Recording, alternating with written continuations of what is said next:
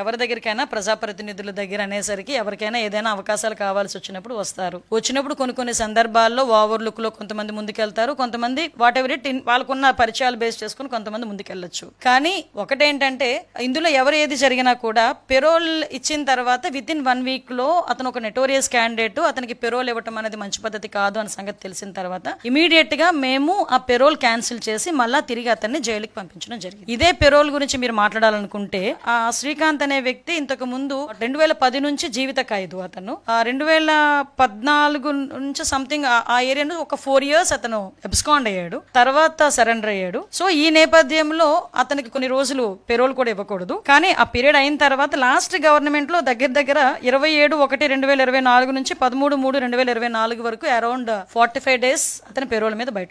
మా దగ్గరకు వచ్చేసరికి పెరోల్ విషయం దగ్గరికి వచ్చేసరికి పెరోల్ ఎవరిచ్చారు ఏంటన్నది మేమందరం ఆ ఎంక్వైరీ మేము చేసుకుంటున్నామో రిపోర్ట్స్ మేము తెప్పించుకుంటాం. కానీ ఇమీడియట్ గా జరిగిన పొరపాటు ఏదైతే ఉందో పొరపాట లేకపోతే వాట్ ఎవర్ ఇట్ మేబీ ఏం జరిగినా అది కొంచెం ఇబ్బందికరమైన పరిస్థితిలో ఉన్నది అనే సంగతి తెలిసిన వెంటనే విత్ ఇన్ 1 week మేము పెరోల్ క్యాన్సిల్ చేసాము. తిరిగి ఆ ముద్దాయిని జైలుకి పంపించడం జరిగింది. అతను హాస్పిటల్కి వెళ్తున్నప్పుడు మన ఈ వీడియోస్ వచ్చినాయి కూడా, అతను ఏదో హాస్పిటల్కి వెళ్తున్నప్పుడు ఇది యాక్సిడెంట్ జరిగింది. యాక్సిడెంట్ నేపథ్యంలో అతను ఒక హాస్పిటల్లో జాయిన్ అయ్యారు అన్నది వచ్చిన ఇన్ఫర్మేషన్. ఆ హాస్పిటల్లో ఎట్టి పరిస్థితుల్లోని ఎవరైతే ఎస్కార్ట్ ఉన్నారో ఆ ఎస్కార్ట్ అయితే పొరపాటు ఉంది. ఎవరైతే ఎస్కార్ట్ డ్యూటీ చేశారో ఆ అఫీషియల్స్ మీద కంపల్సరీగా ప్రభుత్వపరమైన చర్య